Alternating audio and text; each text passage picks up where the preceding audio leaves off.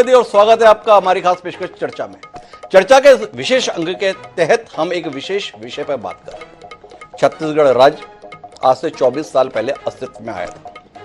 अस्तित्व में आने के बाद छत्तीसगढ़ ने नई ऊंचाइयों को स्पर्श किया है। जीवन के हर क्षेत्र में छत्तीसगढ़ की सफलताओं को लोग कौतुक भरी दृष्टि से देखते हैं। इसी क्रम में छत्तीसगढ़ ने निरंतरता बनाए रखते हुए अभी हाल ही में अपनी नई औद्योगिक नीति के साथ देश में प्रस्तुति दी है। छत्तीसगढ़ में साल भर पहले विष्णुदेव साय के नेतृत्व में नई सरकार अस्तित्व में आई और उस सरकार के द्वारा अगले 5 वर्षों के लिए औद्योगिक विस्तार की दृष्टि से किस राह पर प्रदेश को ले जाना है, इस संदर्भ में एक विस्तृत कार्य योजना प्रस्तुत की गई। कार्य योजना तो प्रस्तुत कर दी गई है, पर उसी कार्य योजना के साथ में सवाल है और उन सवालों के उत्तर लेने की कोशिश बेहद जरूरी है। नीति तो आ गई, पर नीयत क्या है, इसे भी समझने की जरूरत है। तो इसी क्रम में आज हम इस पर विस्तार से बात करेंगे। हमारे साथ इस समय स्टूडियो में 4 खास मेहमान मौजूद हैं जो इस औद्योगिक नीति के बिंदुवार विश्लेषण में भागीदार होंगे। इस क्रम में परिचय कराता हूं तो हमारे साथ सबसे पहले महत्वपूर्ण है, इस औद्योगिक नीति के क्रियान्वयन की जिम्मेदारी विष्णुदेव साय सरकार ने जिनके सचिव हैं, वरिष्ठ IAS अधिकारी हैं, वो हमारे साथ स्टूडियो में मौजूद हैं। विजय जी, बहुत बहुत स्वागत आपका। बहुत नमस्कार। और जिनके लिए ये औद्योगिक नीति है, अर्थात राज्य के वो उद्यमी जिनके साथ राज्य को भी अपेक्षा है, देश को भी अपेक्षा है और उन्हें खुद भी अपेक्षा है। इसी क्रम में हमारे साथ जाने माने उद्योगपति, हीरा ग्रुप के संस्थापकों में से एक बजरंग अग्रवाल जी मौजूद है। बजरंग भाई, आपका भी बहुत बहुत स्वागत। हमारे साथ उद्योगों की आवाज निरंतर मुखर करने वाले चैंबर ऑफ कॉमर्स छत्तीसगढ़ के अध्यक्ष अमर परवानी जी भी मौजूद है। तो अमर जी, बहुत एक बार फिर स्वागत आपका हमारे कार्यक्रम में। और हमारे साथ में एक नवाचार के संदर्भ में आजकल जो बात होती है, उसे न केवल नवाचार के रूप में बल्कि उसे साबित करने में भी सफल रहे जाने माने उद्योगपति राघवेंद्र सिंघानिया जी मौजूद हैं। शिवालिक ग्रुप के संबद्ध हैं।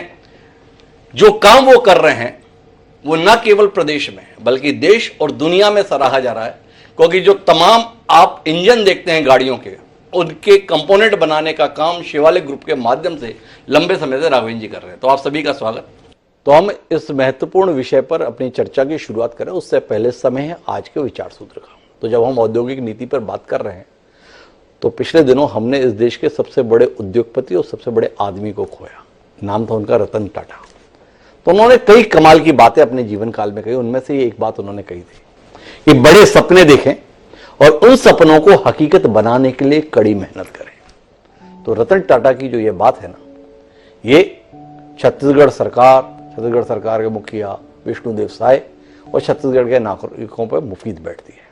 अगर प्रदेश को मजबूती के साथ विकसित राष्ट्र भारत को बनाने के संदर्भ में अपनी भूमिका निभानी है तो बड़ा सपना भी देखना होगा और उस सपने को साकार करने के लिए कड़ी मेहनत भी करनी होगी। उद्योग नीति में हम लोग अनुसूचित जाति जनजाति के उद्यमियों का भी ख्याल किए हैं, जो नक्सल पीड़ित हैं, जो दिव्यांग हैं, जो हमारे अग्निवीर के लोग हैं, उनका भी ख्याल किए हैं। और सिंगल विंडो सिस्टम भी है ताकि उद्यमियों को परेशानी का सामना नहीं करना पड़े। तो इस तरह से कई मायनों में हमारा जो आज का उद्योग नीति जो लॉन्च किए हैं बहुत अनूठा है। हमारा तो लक्ष्य है कि आने वाले 5 साल में यहाँ का जो GSDP है उसको 5 लाख करोड़ से 10 लाख करोड़ करने का है और इसमें उद्योग का बहुत बड़ा रोल रहने वाला है। हम लोग प्रयास करेंगे कि कच्चा माल ही नहीं, यहाँ कच्चा माल से अच्छा माल, अंतिम माल भी यहाँ पर बने। तो इस रोशनी में हम आगे बढ़ते हैं और चर्चा की शुरुआत रजत जी आपसे करते हैं।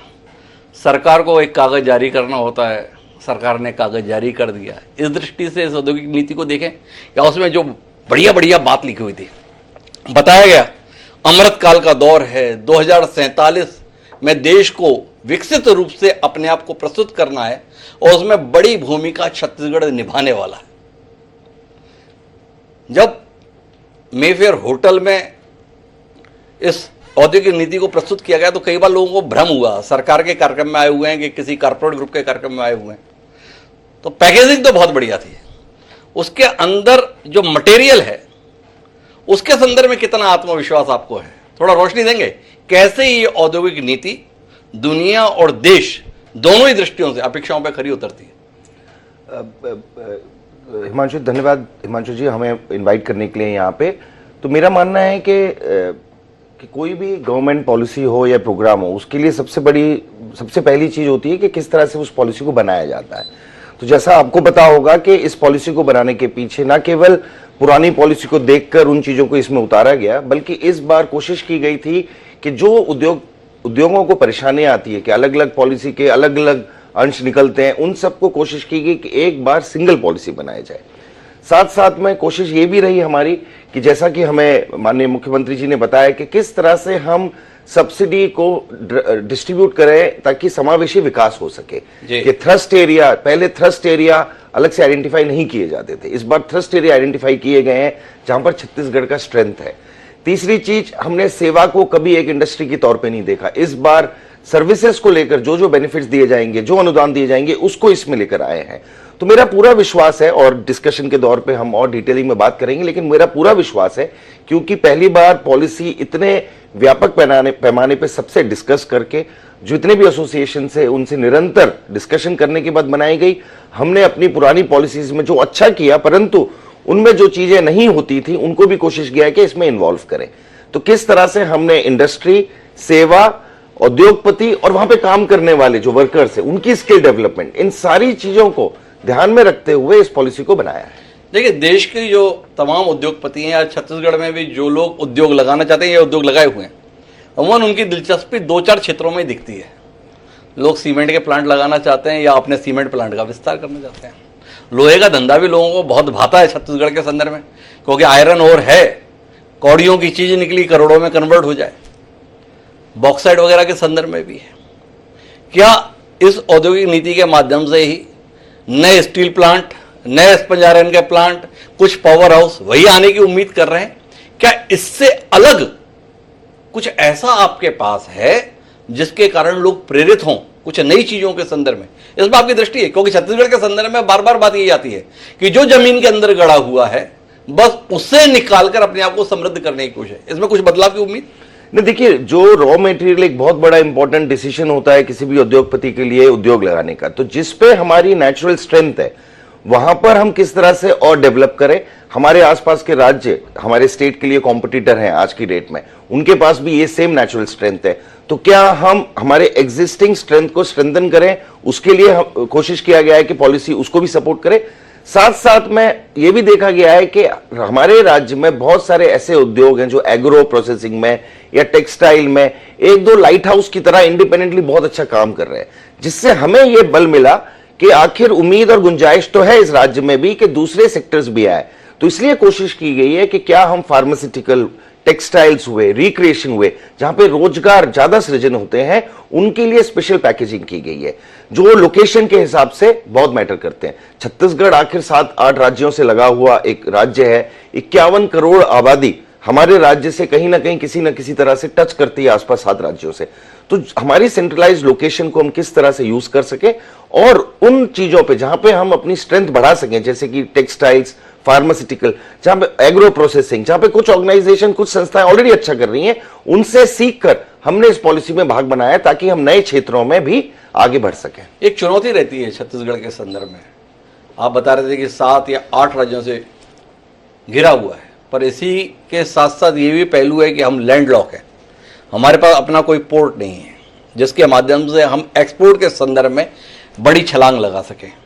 इस चुनौती को ध्यान में रखते हुए कोई समाधान खोजा है आपने कि किस तरीके से एक्सपोर्ट के संदर्भ में छत्तीसगढ़ में निवेश करने वालों को अवसर मिल सके या सहूलियत मिल सके? इस संदर्भ में कोई दृष्टि रजत जी? इस पे मैं 2 चीजें बताना चाहूंगा कि ऑलरेडी नया रायपुर में जो इंटीग्रेटेड कंटेनर टर्मिनल है जो कॉन्कॉर्ड के द्वारा संचालित किया जाता है, वहां पे जो समस्याएं थी कुछ नहीं कॉस्ट को लेकर, विशाखापट्टनम के पोर्ट को या काकीनाडा के पोर्ट को लेकर, उन समस्याओं को कॉन्कॉर्ड के साथ मिलकर हमने हाल ही में कुछ उनको सुलझाने की कोशिश की है। साथ में पॉलिसी में हमने ये भी प्रावधान रखा है कि हम समझ रहे थे कि लैंडलॉक्ड होने के कारण जो एक्सपोर्ट करने वाली मैन्युफैक्चरिंग संस्थाएं या उद्योग हैं, उनके लिए ट्रांसपोर्टेशन कॉस्ट एक बहुत बड़ा कॉस्ट ऑफ प्रोडक्शन का पार्ट बढ़ जाता है। तो इसलिए लगभग हमने इस पॉलिसी में शासन द्वारा रखा गया है कि 75% ट्रांसपोर्टेशन कॉस्ट यूनिट से लेकर बंदरगाह तक जो हमारे लिए एक कमी है, उसका प्रावधान अनुदान के तौर पर इस पॉलिसी में पहली बार रखा गया है। तो मेरे साथ में छत्तीसगढ़ के कुछ जाने माने चेहरे हैं औद्योगिक क्षेत्र के। उनमें से एक हैं बजरंग अग्रवाल। छत्तीसगढ़ राज्य गठन के बाद जिनकी सफलताएं आने वाली पीढ़ी के लिए रोल मॉडल के तौर पर देखी जाती हैं, उनमें से Hira group, Godavari steel and power या बजरंग अग्रवाल एक है। तो बजरंग जी, सरकार का दावा है कमाल कर दिया इस बार पॉलिसी में। वो कमाल आप तक भी पहुंचा है या अभी संदेह के बादल आपके जहन में हैं इस पॉलिसी को लेकर? और हैं तो उसके निराकरण के लिए रजत कुमार जी अपने साथ हैं, क्या कहते हैं आप? राज्य गठन के पश्चात इससे बढ़िया पॉलिसी आज तक नहीं आई है। सभी क्षेत्रों का, सभी वर्गों का इतना बारीकी से ध्यान रखा गया है, ये काबिल तारीफ है। ये मैं मानता हूं कि जो कोर सेक्टर इंडस्ट्री है, जो कि पिछली पॉलिसी में उनके लिए कुछ भी नहीं था, सीमेंट है, स्टील है या पावर है, यदि हमारा मेन रिसोर्सेज मिनरल है तो उसको यूज तो करना ही है हमें। हम उसको धरती में गड़ा हुआ देख नहीं सकते। उस क्षेत्र में भी इन्होंने पहली बार काफी वर्षों के बाद में एक अच्छी पॉलिसी लेके आई है। क्या अच्छा है इसमें? उसको भी सब्सिडी में ले लिया इन्होंने जी, जो कि सब्सिडी पिछले पॉलिसी में नहीं थी, उसको भी सब्सिडी में इन्होंने कवर कर लिया है। और अच्छी खासी सब्सिडी है, कोई छोटी मोटी नहीं सब्सिडी। वो मेरे ख्याल से यदि मैं स्टील की बात करूं तो 2,000 रुपये प्रति टन से 2,500 रुपये प्रति टन तक जो है वो जीएसटी का रिम्बर्समेंट का प्रावधान दिया हुआ है, जो कि एक सब्सटेंशियल है। 50,000 टन का लोहा होता है और उसमें 2,000 टन मतलब करीब करीब 4% हो गया। तो 4% किसी भी लोहे जैसी व्यापार के अंदर में बॉटम लाइन इसकी बढ़ जावे तो बहुत बड़ी ये एक माध्यम होगा नए सीमेंट प्लांट हैं या स्टील प्लांट हैं उनके लिए। इसके अलावा ये देखने में आया मुझे, इन्होंने एक प्रावधान बहुत अच्छा किया है। या तो आप जीएसटी का रिम्बर्समेंट ले लीजिए या फिर कैपिटल सब्सिडी ले लीजिए। ऐसा कभी किसी पॉलिसी में नहीं हुआ आज तक, क्योंकि जीएसटी का, स्टेट जीएसटी का रिम्बर्समेंट उन्हीं प्रोडक्ट पे हो सकता है जो कि छत्तीसगढ़ में ही उनका व्यापार होता हो। यदि वो यहाँ बना के छत्तीसगढ़ के बाहर चले जाएगा तो उसको बहुत ज्यादा फायदा नहीं होता है। तो ऐसे केस में उद्यमी को ये ऑप्शन है कि वो कैपिटल सब्सिडी के रूप में उसको ले ले और जीएसटी छोड़ देवे। ये प्रावधान पहली बार हुआ है। पहली बार ये प्रावधान हुआ है कि जो नक्सलाइट एरिया से प्रभावित लोग थे, जिन्होंने नक्सलवाद छोड़ के मुख्य धारा में आ गए, उनके लिए भी विशेष प्रावधान किया गया है। ये पहली बार ही हुआ है चीजें। मैं भी बोल सकता हूं, जैसे थर्ड सेक्टर के बारे में जो है परिभाषा बहुत क्लियर नहीं थी जी, इस बार बहुत ही क्लियर है परिभाषा।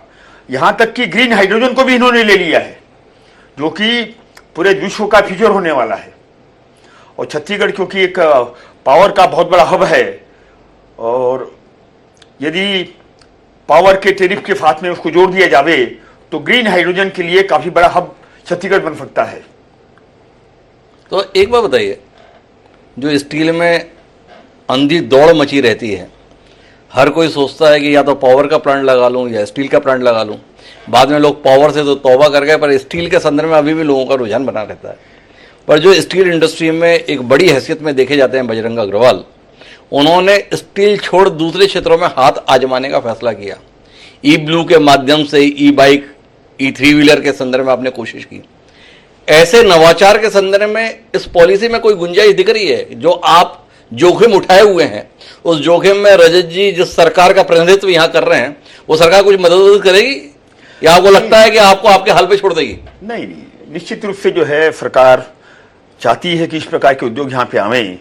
इलेक्ट्रिक व्हीकल एक नया क्षेत्र है और काफी गुंजाइश है पूरे देश में ही नहीं, पूरे दुनिया के अंदर में। तो मैंने प्रयास किया है एक नए क्षेत्र में उतरने के लिए। हालांकि ब्रांडिंग का सवाल आता है, कंपटीशन बहुत ज़्यादा है, टीवीएस है, बजाज है, महिंद्रा है। बट ठीक है, समय के साथ में जो है 2 साल 3 साल 4 साल के बाद में मैं श्योर हूँ कि इलेक्ट्रिकल व्हीकल का जो मैन्युफैक्चरिंग का सेटअप मैंने यहाँ तैयार किया हुआ है, उस पर भी एक पैन इंडिया बेसिस पे जो है मेरी पहचान बनेगी। ये बात जरूर है, मैंने पूछा, काफ़ी स्पंज आयरन प्लांट अभी भी लग रहे हैं, और मुझसे लोग सलाह करने आते हैं, मैं बोलता हूँ भी भाई कि ये लोहे के बजाय कुछ और करो, इस्पंजारन काफ़ी हो गया, क्या आवश्यकता है इसकी करने की।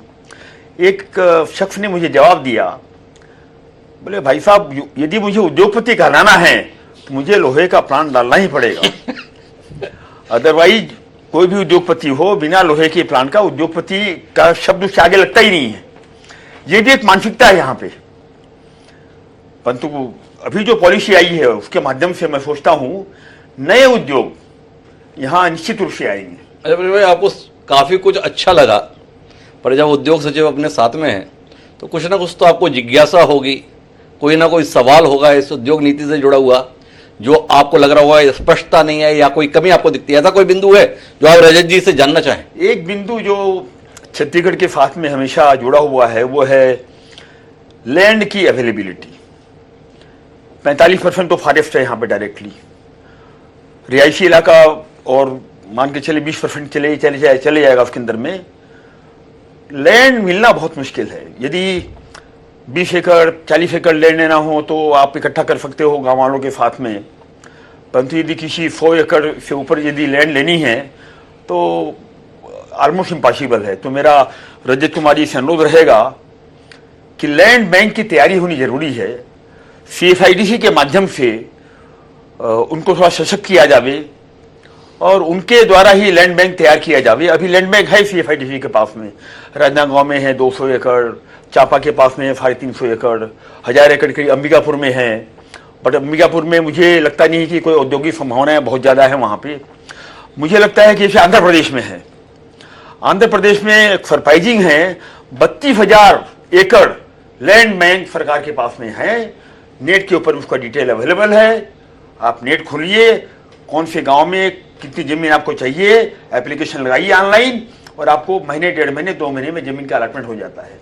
इसी प्रकार की कोई सुविधा यदि प्रदेश में हो जाए तो यहाँ का औद्योगिक विकास में काफ़ी तेजी से बढ़ोतरी होगी। आज की स्थिति यह है, सिलतरा औद्योगिक क्षेत्र में कोई ज़मीन नहीं है, उरला में कोई ज़मीन नहीं है, भिलाई में चले जाइए कोई ज़मीन नहीं है, बिलासपुर चले जाइए कोई ज़मीन नहीं है।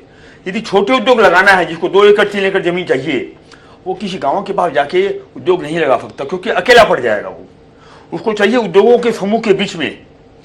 तो वो जब तक नए इंडस्ट्रियल स्टेट नहीं आएंगे, जो कि प्लानिंग भी की है इन्होंने बाकायदा, बट मुझे लगता है कि तेजी के साथ में जगदलपुर में प्लानिंग की है, अंबिकापुर में प्लानिंग की। बट मुझे क्या लगता है कि मुख्य जो यहाँ उद्योग का वातावरण जो है वो है बिलासपुर से लेके राजनांदगांव तक मुख्यतः, क्योंकि यहाँ पे नेशनल हाईवे भी है, रेल ट्रैक भी है।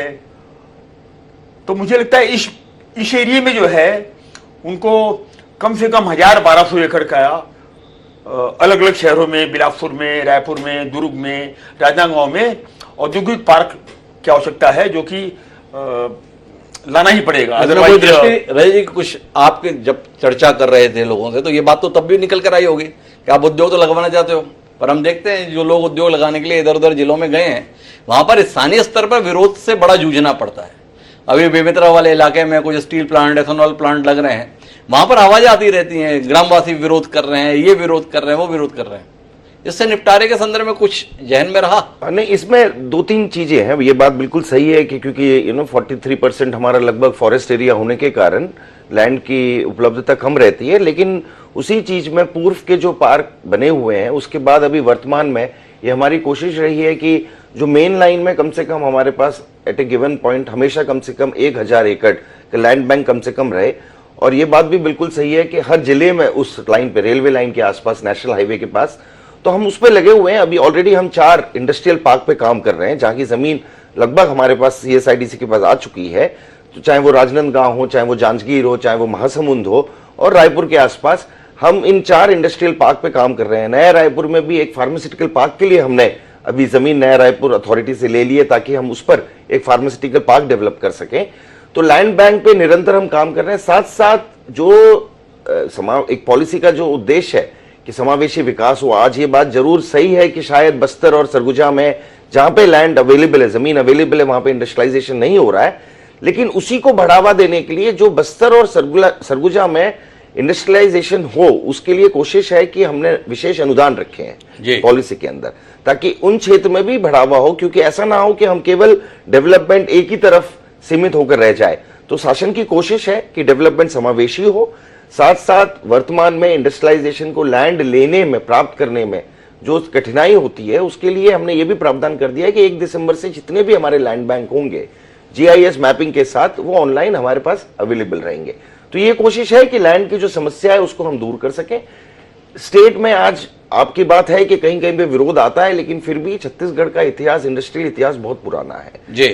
सबसे कम इंडस्ट्रियल लॉकआउट डेज के साथ, और लोगों का सहयोग इंडस्ट्रियलाइजेशन में बहुत रहा है। यहाँ की रिलीफ और रिहेबिलिटेशन पॉलिसी, पुनर्वास नीतियां हैं, वो भी लोगों तक काफी पहुंचती हैं। तो कोशिश हमेशा यही रहेगी कि डेवलपमेंट और इंडस्ट्रियलाइजेशन और लोगों का जो जमीन है उसका जो बैलेंस है उसको किस तरह से बनाकर रखा जाए। आपने नए रायपुर का जिक्र किया। नए रायपुर में आप फार्मास्यूटिकल का पार्क बनाने की बात कर रहे हैं। नए रायपुर में IT पार्क की भी बात होती थी। उस IT पार्क की आज क्या स्थिति है, और उसके संदर्भ में भी IT सेक्टर को आप अपने भाषण में भी उल्लेखित कर रहे थे, उसके लिए क्या ऐसा है जिसके कारण से आपको लगता है कि लोग बेंगलोर, पूना, मुंबई, दिल्ली, हैदराबाद छोड़कर रायपुर की ओर रुख करें?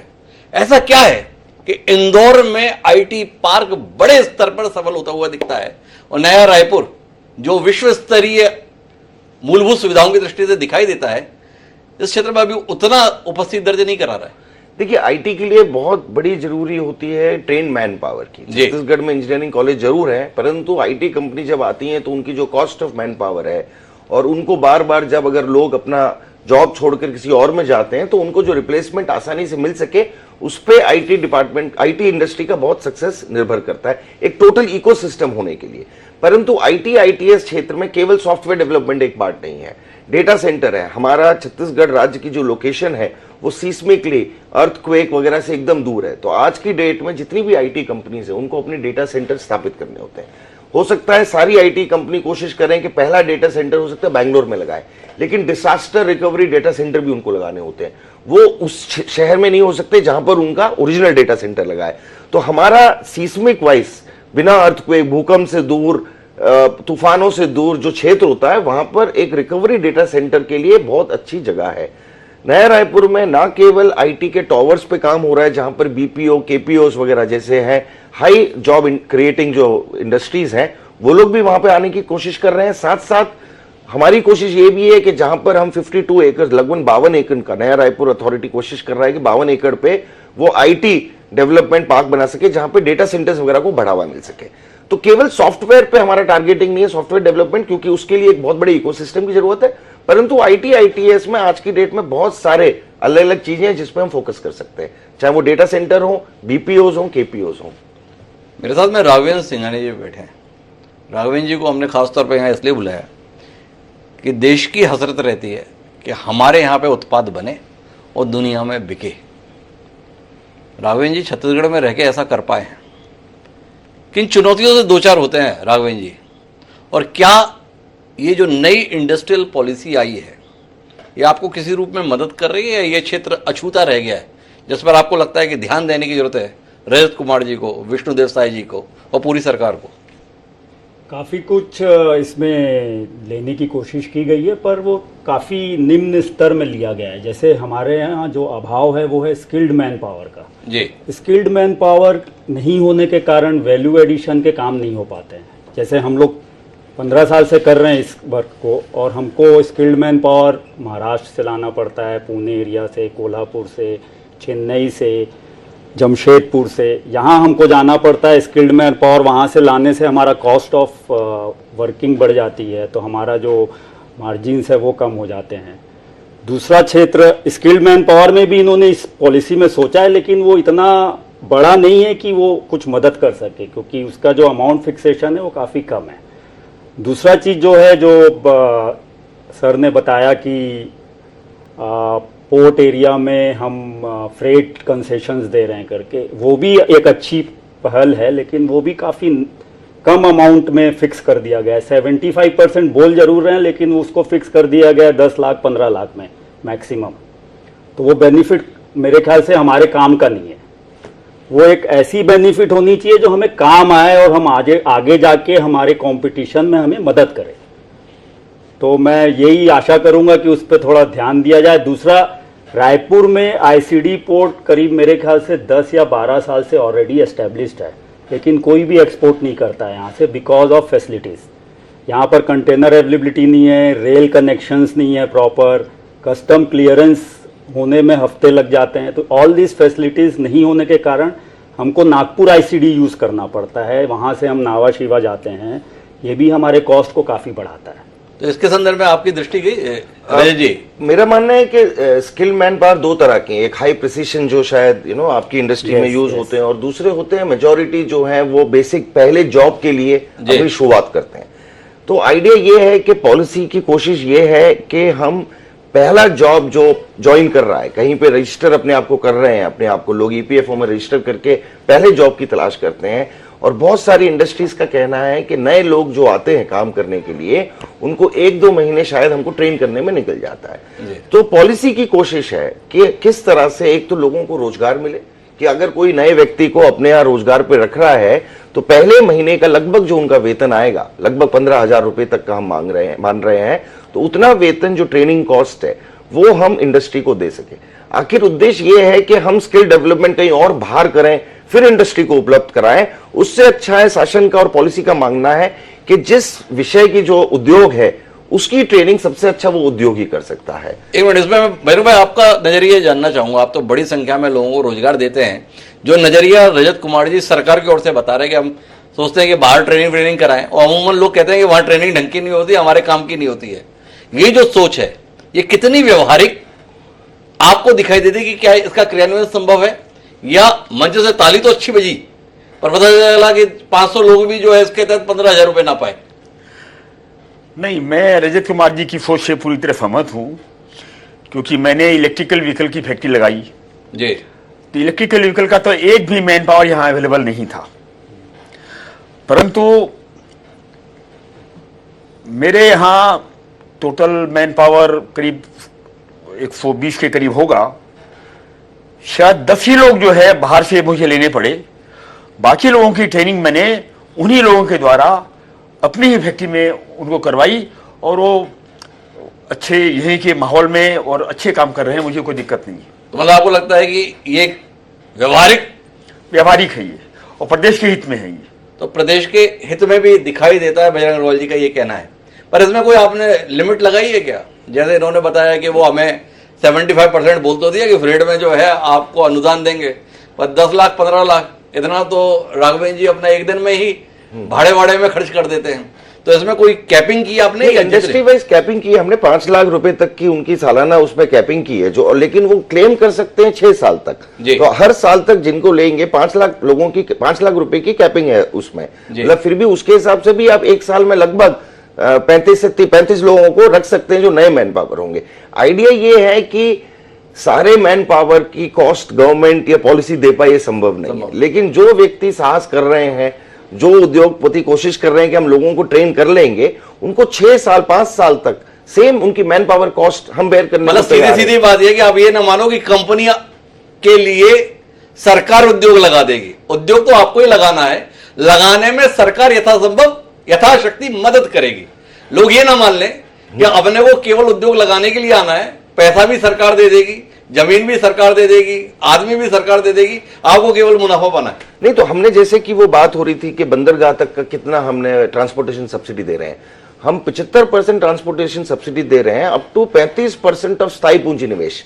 अगर किसी का 100 करोड़ रुपए का इन्वेस्टमेंट है, मतलब उसमें से 40 करोड़ रुपए का स्थायी पूंजी निवेश है, तो उसका जितना 35% है 40 करोड़ रुपए का अगर स्थायी पूंजी निवेश से लगभग 12-14 करोड़ रुपए तक की हम ट्रांसपोर्ट सब्सिडी दे रहे हैं। तो हो सकता है कुछ बड़े बड़े उद्योग जो बहुत बड़ी मशीन हैवी मशीनरी एक्सपोर्ट करते हैं उनको वो सपोर्ट ना मिले, लेकिन हमारा मानना है एमएसएमई वाले जो essential oils, agro food processing जो वो एक्सपोर्ट करते हैं उनके लिए ये बहुत बड़ा सपोर्ट होगा, क्योंकि मात्र $12 का अंतर है विशाखापट्टनम और रायपुर के आईसीडी पोर्ट पे जब ब्रोकन राइस को एक्सपोर्ट किया जाता है। तो $12 को तो हमने केवल अभी जैसे कि बात आ रही थी कि शायद रायपुर का आईसीडी पोर्ट उतना एक्टिव नहीं हुआ, लेकिन मैं बताना चाहूंगा कि 28 अक्टूबर को पहली बार एक पूरी रैक पूरी रैक रायपुर से आईसीडी पोर्ट से निकली है, और वो तभी संभव हुआ जब कॉन्कोर और शिपिंग लाइंस जो हैं उनको और पोर्ट अथॉरिटीज को इन प्रॉब्लम से अवगत कराया गया कॉन्फ्रेंस के माध्यम। लगभग 7,500 से 8,000 करोड़ माननीय मुख्यमंत्री जी के प्रतिनिधि से हमने लेटर लिखे थे, केंद्र में मंत्री मीटिंग हुई थी, उसके बाद लगभग 7,500 से 8,000 रुपए रेट कम की गई है टोटल। कॉन्कोर ने थोड़ी रेट कम की है, शिपिंग लाइंस ने थोड़ी कम की है। तो मेरा मानना है कि हाँ कुछ तकलीफें थी, बट पॉलिसी के थ्रू और डिपार्टमेंट से बात कर उनको हमने दूर करने की कोशिश की है इस बार गवर्नमेंट ने। मुझे अमर जी के पास आना है उद्योगपतियों की समस्याओं को आपके सामने रखवाने के लिए, लेकिन उससे पहले आपने जो अपनी पॉलिसी प्रस्तुत की थी उसमें एक बड़ा घोषणा की कि जो स्थानीय स्तर पर 1,000 से ज्यादा लोगों को रोजगार उपलब्ध कराएगा उसे आप कुछ खास करेंगे। वो खास क्या है? नहीं, bespoke पॉलिसी पहले ये होता था कि पॉलिसी, मूल पॉलिसी में शायद बहुत सारी चीजें नहीं आ पाती थी, तो हर उद्योग के लिए एक bespoke पॉलिसी बनानी पड़ती थी, और bespoke पॉलिसी बनाने का प्रोसेस लंबा होता था। तो सबसे पहली चीज तो हमने की कि ज्यादातर चीजें जो उद्योगपति अलग अलग सेक्टर में मांगते थे उनको मेक पॉलिसी का पार्ट बना दिया। जैसा कि अग्रवाल जी ने कहा कि पहले स्टील सेक्टर, सीमेंट सेक्टर के लिए कुछ नहीं था, लेकिन उन सेक्टर के लिए लोगों को, इंडस्ट्रीज को bespoke पॉलिसी बनानी पड़ती थी, का भाग बनाया। इसके बाद भी कुछ इंडस्ट्रीज ऐसी होती हैं जिनका बिजनेस मॉडल शायद बिल्कुल पॉलिसी पे सेट ना हो, उनके लिए हो सकता है SGST का जो हम रीइंबर्समेंट कर रहे हैं वो नंबर ऑफ ईयर्स जो कर रहे हैं उसमें कम ज्यादा करना हो, उनके लिए हो सकता है विद्युत शुल्क छोटी बात हो लेकिन पानी ज्यादा बड़ी बात हो। तो एक पॉलिसी सबका सॉल्यूशन और सबके लिए इलाज नहीं ढूंढ सकती। कोशिश की गई है कि वो सबका इलाज ढूंढे। फिर भी अगर कोई बहुत बड़े इन्वेस्टमेंट जो 1,000 स्थानीय रोजगार उत्पन्न कर रहे हैं, तो उनके लिए हमारी कोशिश होगी कि उनको ये ना लगे कि उन्हें एक ठोस, एक फाइनल डॉक्यूमेंट दे दिया गया है। अगर उनके लिए कुछ ऐसी चीजें हैं जिसको हम एडजस्ट करके नए कुछ उसमें चेंजेस ला सकते हैं जिससे उनके पर्टिकुलर बिजनेस को फायदा हो, ताकि वहां पे रोजगार क्रिएट हो सके, तो वो भी हम करने के लिए तैयार हैं। रावी जी, इस पे कोई टिप्पणी आपकी? जो ये रजत कुमार जी बता रहे हैं कि इसमें हम तैयार हैं, कुछ गुंजाइश दिखती है छत्तीसगढ़ के? नहीं, गुंजाइश जरूर दिखती, क्योंकि पहली बार ये अप्रोच लाया गया है और मेरे ख्याल से सोच से ही चीजें आगे बढ़ती है, तो डेफिनेटली चीजें आगे बढ़ेगी लगता है। तो अमर जी, असल बातचीत का समय आया है। अमर परवानी जी यहाँ पर केवल उद्योगपति के रूप में नहीं है, उद्योगपति व्यवहारिक रूप से जिन दिक्कतों से गुजरते हैं उसके प्रतिनिधि के तौर पर है। तो अमर जी क्या कहते हैं, कितनी उम्मीद जागी इस पॉलिसी से? ये आपका अनुभव ये है कि पॉलिसी तो हर बार ही आती है, पर कुल मिला के बाबू से फाइल बड़ी मुश्किल से सरकती है। देखिए, सबसे पहले जैसे अग्रवाल साहब ने बोला कि छत्तीसगढ़ के इतिहास में it is the one of the best policy, और जिसे बोलते हैं ना कि पालने में ही कूद के, तो इस बार जो पॉजिटिवनेस तो दिख रहा है। और सबसे जो इम्पोर्टेंट है इसमें, जो बॉटल नेक है, वो रजत साहब को जाएगा। इनके अपने डिपार्टमेंट के, इनकी अपनी टीम ये पॉलिसी को लेके कितनी कन्विंस है जो उद्योगपतियों को वो ड्राइव करे। सबसे बड़ा बॉटल नेक मेरे को ऐसा लगता है ये आएगा। और दूसरा, अगर हम इसको देखते हैं तो सरकार का काम होता क्या है? सरकार का काम होता है एक पॉजिटिव माहौल देना, एक पॉजिटिव पॉलिसी बनाना, और एक हम इसमें जरूरी नहीं कि वो पूरा पैसा दे देंगे। वो आज आपको बिजली पूरा 24 घंटे मिल रही है, आपको लेबर का अनरेस्ट है, सरकार आपके साथ खड़ी है, आप एम्प्लॉयमेंट जनरेट कर रहे हैं, तो वो पॉजिटिव वातावरण का जो एक खुशबू है वो आ रही है। और इसको अगर हम प्रॉपरली ड्राइव करते हैं तो जो छोटे उद्योग है, इट इज जो जैसे बोल रहे थे 1,000 एकड़ की जमीन चाहिए, 500 एकड़ की जमीन चाहिए। अभी छत्तीसगढ़ 24 साल का होने के बाद अभी हमको वैल्यू एडिशन में जाना है, क्योंकि एक लेवल के बाद जमीन खत्म। आप देखिए रायपुर में कभी हम 5 साल पहले नहीं सोचे थे फ्लैट बिकेंगे, अभी फ्लैट बिक रहे हैं, क्योंकि ऐसे नहीं, अब आपको ऐसे जाना। अभी कौन से उद्योग ऐसे जा सकते हैं या कम एरिया में ज्यादा वैल्यू एडिशन कर सकते हैं, उसके ऊपर सरकार का फोकस होना चाहिए।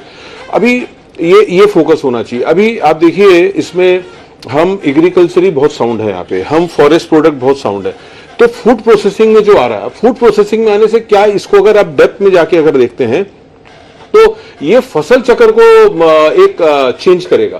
क्योंकि हर लोग जैसे अग्रवाल साहब बता रहे थे, लोहा उद्योग हो गया, कि जो इंडस्ट्रीज वही है जो लोहा, तो एग्रीकल्चरिस्ट वही है जो धान उगा रहा है, तो उसको चेंज कैसे होगा? तो फसल चक्र खाली धान ही धान उगाने से हम जमीन को भी खराब कर रहे हैं और जमीन का दोहन भी कर रहे हैं। अगर ये फूड प्रोसेसिंग के यूनिट कैसे आएंगे? आप साल में एक आध बार पढ़ेंगे कि अंबिकापुर में टमाटर फेंक दे रहे हैं। अब हम ये पॉलिसी लाने के बाद कौन सी केचप कंपनी को अंबिकापुर में लेके आते हैं फूड प्रोसेसिंग लगाने के लिए, ताकि लोग वो धान उगाने को लेके इसको टमाटर में जाएं और टमाटर का उनका 12 महीने उनका ये मतलब पॉलिसी एक फ्रेमवर्क हो गई। अब इसमें चलना है, हमको भी चलना है, सरकार को भी चलना है, विभाग को भी चलना है, तो इसमें एक पॉजिटिव वातावरण हो गया। अब फॉरेस्ट प्रोडक्ट, हम मेरे ख्याल से हाईएस्ट प्रोड्यूसिंग स्टेट है, फॉरेस्ट प्रोडक्ट को हम कैसे कन्वर्ट करते हैं? जैसे अभी रजत सर बता रहे थे कि 75% का हम जो आपका ट्रांसपोर्ट को, अभी इसमें forest product, agriculture product, horticulture जो बहुत अच्छा रेवेन्यू दे रही हैं, उनके लिए हमको यहाँ पे कार्गो हब की जरूरत है। अगर एयरपोर्ट का कार्गो, जो बहुत सारी चीजें पेरिशेबल है, हमारा एग्रीकल्चर हमारा स्ट्रेंथ है, हमारा फूड प्रोसेसिंग या हमारा फॉरेस्ट प्रोडक्ट हमारा स्ट्रेंथ है, तो कितना जल्दी हम यहाँ पे कार्गो हब ला सकते हैं ताकि जो पेरिशेबल चीज है वो प्रॉपरली सही जगह पे पहुंचे और उसका वैल्यू एडिशन किसान को आए, ताकि उसका जो धान के प्रति एक मोह है वो थोड़ा सा शिफ्ट होकर दूसरे जगह पे जाना जाए। ये एक होना चाहिए। और जैसे स्टील है, अभी जैसे आपने 3 व्हीलर 2 व्हीलर का प्रोडक्ट लगाया, अभी ये देखिए आप फोर्ड है या मारुति है, इस 100 साल से काम करते हुए एक ग्लोबल प्लेयर आए हैं। तो ऐसे प्रोडक्ट जो ऐसे कंपनियां आ रही हैं, इसमें इनका अभी आपको स्टील प्लांट लगाना, आपको इकोसिस्टम है यहाँ पे, आपको 15 दिन में 10 दिन में पूरा आप इंप्लॉयमेंट भर देंगे। आपको राइस मिल लगाना है, 15 दिन में आपके पास पूरे आदमी मिल जाएंगे। लेकिन जैसे राघवेंद्र जी एक काम कर रहे हैं या आप अग्रवाल साहब जो वैल्यू एडिशन में काम कर रहे हैं, जहां पे आपको लैंड कम लगेगी और आपको जीएसटी भी ज्यादा मिलेगा, एम्प्लॉयमेंट भी ज्यादा होगा, वहां पे इको बनाने तक उस ट्रेड के लिए आपको हैंड होल्डिंग करना पड़ेगा। वहां पे आपको मतलब हाफ हार्टेड नहीं कि मैं 15,000 ही दे रहा हूं या 10,000 ही दे रहा हूं या यही दे रहा हूं। जो 20 स्पोक आप 1,000 करोड़ में लेके आ रहे हैं, वो अगर कोई वैल्यू एडिशन ला रहा है तो शायद आपको 5 करोड़ में 10 करोड़ में, क्योंकि जो पहला आ रहा है उसको वो इको सिस्टम बना देगा और 3-4 साल में जब इको सिस्टम बना देगा तो उस प्रकार की जब 20 इंडस्ट्री और आएगी तो शायद आपको वो सपोर्ट नहीं देना होगा। इसमें कोई नजरिया गया क्या आपका? जो नहीं, जहां तक आपने मतलब एक्सपोर्ट प्रमोटिंग जो इंडस्ट्री होती है या वैल्यू एडिशन वाली इंडस्ट्री होती है या कोई जो एफडीआई के माध्यम से लेकर आए, तो इस तरह की इंडस्ट्रीज के लिए तो प्रावधान ये किया गया है कि बाकी के जो इंसेंटिव मिलेंगे, किसी अनुदान मिलेंगे किसी और इंडस्ट्री को, उससे 10% हम किस तरह से दें, क्योंकि हम इस बात को समझ रहे हैं कि कोई वैल्यू एडिशन नई टेक्नोलॉजी के साथ आता है या फिर कोई एफडीआई लेकर आ रहा है छत्तीसगढ़ में या फिर कोई एक्सपोर्ट प्रमोशन का आइटम बना रहे हैं, तो उनके लिए तो हमने 10% स्पेशल का प्रावधान किया है। जी सर, इकोसिस्टम का मतलब क्या है? जैसे आपने एक यूनिट लगाए हैं, अगर एक नट इनको कम हो गया, इनका 15 दिन प्रोडक्शन रुक जाएगा जब तक वहां से मटेरियल नहीं आता है। इकोसिस्टम मैं अगर दिल्ली में एक यूनिट लगा रहा हूं या हरियाणा में मैं ट्रैक्टर का यूनिट लगा रहा हूं या पंजाब में लगा रहा हूं, मुझे प्रोडक्शन 1 घंटे के ऊपर रुकेगा नहीं, 15 मिनट के ऊपर। आप देखिए गुजरात में टाटा जाने के बाद ऑलमोस्ट सारे बड़े ऑटोमोबाइल्स कंपनियां वहां चले गई हैं। तो टाटा को आदरणीय मोदी जी ने 1 रुपए में जमीन देके 1 मिनट में काम कर दिया। तो वैसा आपको एक बोल्ड एक निर्णय जो छोटे हैं उसमें आप अगर परसेंटेज में रहेंगे तो इट मे लुक बिग कि मैं 30% दे रहा हूं, 50% दे रहा हूं, लेकिन वहां पे परसेंटेज के बदले रुपए में हम क्या कन्वर्ट कर रहे हैं, दैट एक होगा जी। नहीं, इंडस्ट्रियल डेवलपमेंट के लिए इकोसिस्टम बहुत जरूरी है, इसमें कोई डाउट नहीं है। और रही बात कि क्या हम एंकर इंडस्ट्री, देखिए बहुत सारा इंडस्ट्रियल डेवलपमेंट एंकर इंडस्ट्री के नाम पे होता है। जब एक बड़ी एंकर इंडस्ट्री जो आज तक उस क्षेत्र की इंडस्ट्री किसी राज्य में नहीं थी, जब वो एंकर इंडस्ट्री आती है वो अपने साथ साथ छोटे और सप्लायर को भी लेके आती है। तो हमने एंकर, अब मैं केवल परसेंटेज में ना बात करूं तो एंकर इंडस्ट्रीज के लिए हमने ऑलरेडी प्रावधान किया है कि किस तरह से अगर अपने क्षेत्र की नए सेक्टर की टॉप 5 जो पहली 5 जो एंकर आएंगी उनको हम ऑलरेडी पॉलिसी में जो है उसके अबव क्या देंगे उसका प्रावधान पॉलिसी में हमने किया है। लेकिन मेरा बिल्कुल जो ये सुझाव है बिल्कुल सही है कि अगर कोई वैल्यू एडिशन वाले आते हैं उनके लिए अगर 20 स्पोक पॉलिसी की आवश्यकता पड़ती है, उनके लिए कुछ नए स्ट्रॉन्ग कदम उठाने की जरूरत पड़ती है, तो मुझे लगता है कि ये बात तो शायद माननीय मुख्यमंत्री जी ने भी जब अपना उद्बोधन रखा था उस दिन, उस समय जब पॉलिसी लॉन्च के समय ये बात बताई थी कि किस तरह से ऐसे स्टेप्स जरूर लिए जाएंगे कि नई नई पॉलिसीज को, वैल्यू एडिशन करने वाली को, इकोसिस्टम डेवलपिंग इंडस्ट्रीज को किस तरह से हम सपोर्ट कर सके। एक बात है मुझे, एक थी नीति, शुरुआत में मैंने कहा था, उसके साथ जरूरी होती है नीयत। नीयत के स्तर पे क्या लगता है, जहां सब्सिडी, जहां पर सरकार से पैसा लेना हो, वहां पर आदमी को लगता है पैसे पहले खर्च करने पड़ेंगे तब अपने पैसे मिलेंगे। इसके संदर्भ में इस नीति में कोई ट्रांसपेरेंसी दिख रही है जिसमें आपको लगता है कि बाबू के चक्कर से निकलकर सिस्टम जो है हमारे सपोर्ट में होगा, ऐसा कुछ आपको दिखा या आपको लगता है कि ये कमी है जो रजय जी के ध्यान में आप इस कार्यक्रम के माध्यम से लाना चाहेंगे? नहीं, वो एक मैं चाहता हूं कि धन्यवाद भी नहीं चाहता हूं, एक पॉजिटिव स्टेप लिए हैं जो सिंगल विंडो की बात हो रही है।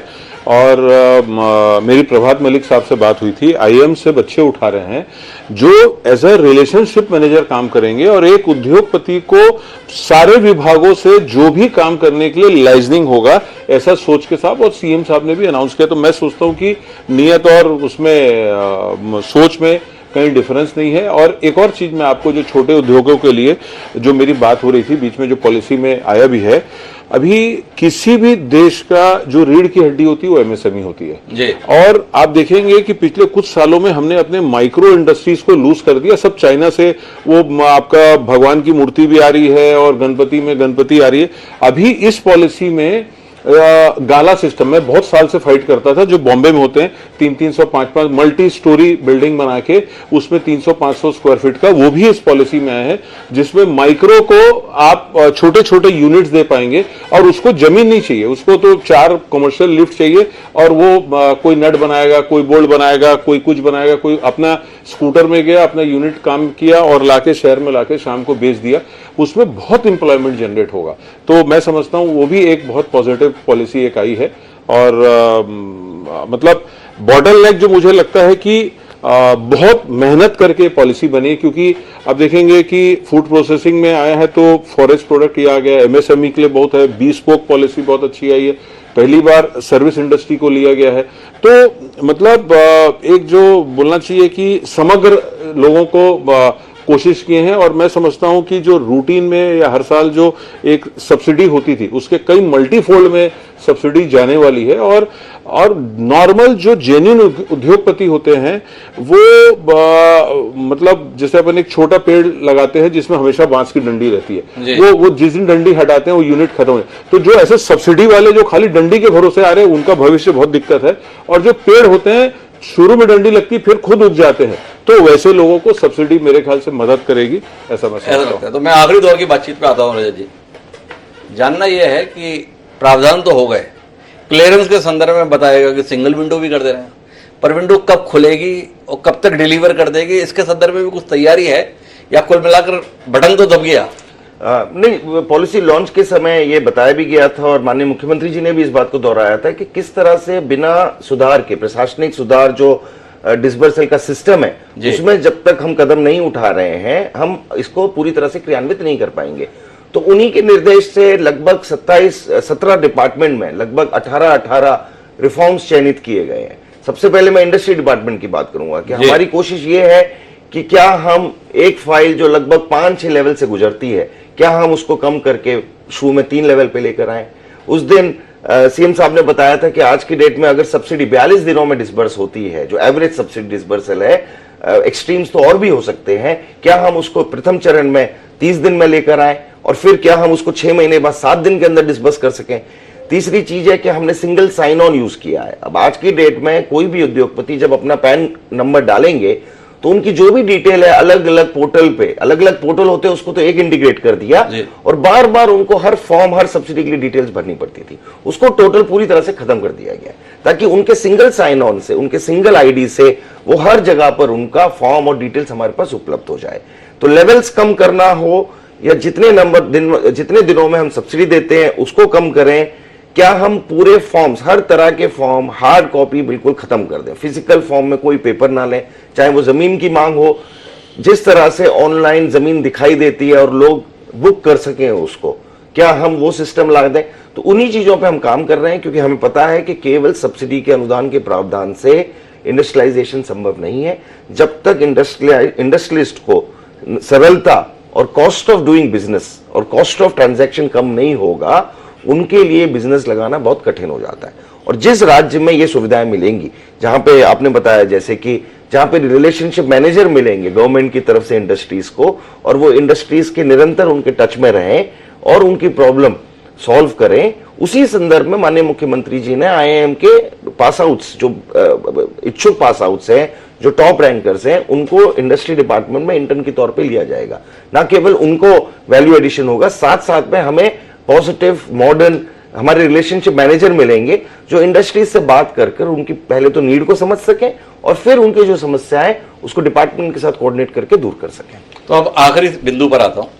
कोई भी नीति जो बनती है उसमें कोई लक्ष्य निर्धारित होता है। तो छत्तीसगढ़ सरकार ने 2047 में विकसित भारत में अपना योगदान देने की दृष्टि से इस नीति को तैयार किया, ऐसा बताया गया। पर इन 5 सालों में कितना निवेश और कितना रोजगार सृजन, इसके संदर्भ में कोई स्पष्टता है? क्योंकि पहली बार इसमें हमने सब्सिडी का जो प्रावधान है, शासन द्वारा सब्सिडी का प्रावधान काफी हद तक बढ़ाया गया है। वित्त विभाग ने माननीय मुख्यमंत्री जी के निर्देश पे जो सब्सिडी का अमाउंट बढ़ा है, वो हमें लगता है कि इस बार कम से कम हो सकता है 10 गुना जाए डेवलपमेंट के लिए जो सब्सिडी दी जाएगी, इंडस्ट्रियलाइजेशन की सब्सिडी। अगर हम 200-250 करोड़ रुपए अभी सब्सिडी पे व्यय करते हैं तो हम 2500 करोड़ तक करेंगे, और उम्मीद यही है कि उस 2500 करोड़ से जो रिपल ऑफ इफेक्ट होगा, जो उसका इंपैक्ट पड़ेगा, वो बहुत बड़ा पड़ेगा।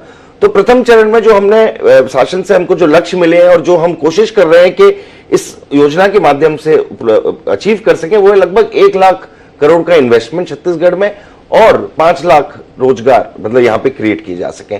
तो लक्ष्य तो ये है, और हमारी कोशिश रहेगी कि इस सब्सिडी डिस्पर्सल के माध्यम से हम इसको पूरा कर सकें। तो कुल मिलाकर हम पूरी बातचीत के निष्कर्ष पर पहुंचने की कोशिश करें तो छत्तीसगढ़ सरकार ने इस औद्योगिक नीति के माध्यम से अपनी नीयत जताने की कोशिश की है कि हम मुख्य धारा में आने के लिए तैयार हैं। बजरंग अग्रवाल जी हमें बता रहे थे कि आंध्र प्रदेश में अगर हम चाहते हैं जमीन तो हमें ऐसे कंप्यूटर पे दिख जाती है। रजत कुमार जी ने भरोसा दिलाया है, चिंता मत कीजिए, आप जिस राज्य में रह रहे हैं वहां पर भी आपको जमीन ऐसे ही दिखेगी, हमारी तैयारी है। अमर परवानी जी ने इच्छा जताई कि एक इको सिस्टम बनना चाहिए। उम्मीद करते हैं कि इस नीति के चलते जो उनका सपना है वो क्रियान्वित होते हुए हम देखेंगे।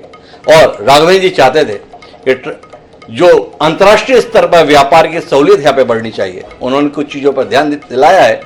उम्मीद करते हैं रजत कुमार जी और उनके साथ समूची सरकार उन बिंदुओं पर ध्यान देगी और जो एक सपना है छत्तीसगढ़ को एक विकसित प्रदेश बनाने का, ताकि देश विकसित हो सके, उसमें अपने योगदान दे पाएंगे। आप सभी मेहमानों का बहुत बहुत धन्यवाद इस महत्वपूर्ण मसले पर चर्चा का हिस्सा बनने के लिए। तो हमारा आज का शेर भविष्य की उम्मीद को जगाने वाला है। हमारा शेर छत्तीसगढ़ की संभावनाओं को व्यक्त करने वाला है। हमारा शेर ये कहता है कि वाकिफ कहां जमाना हमारी उड़ान से, कि वाकिफ कहां जमाना हमारी उड़ान से, वो और थे जो हार गए आसमान से। फहीम जोगापुरी ने जो ये बात कही थी ना, ये छत्तीसगढ़ की संभावनाओं को समर्पित है। छत्तीसगढ़ में आसमान को छू लेने की हिम्मत भी है, जज्बा भी है, हौसला भी है। तो नई उद्योग नीति के साथ छत्तीसगढ़ के उद्यमी, छत्तीसगढ़ के लोग वो मेहनत करेंगे ताकि हम उस सपने को साकार कर पाएंगे जो हम इस देश के संदर्भ में देखते हैं। इसी के साथ अब मुझे दीजिए आप।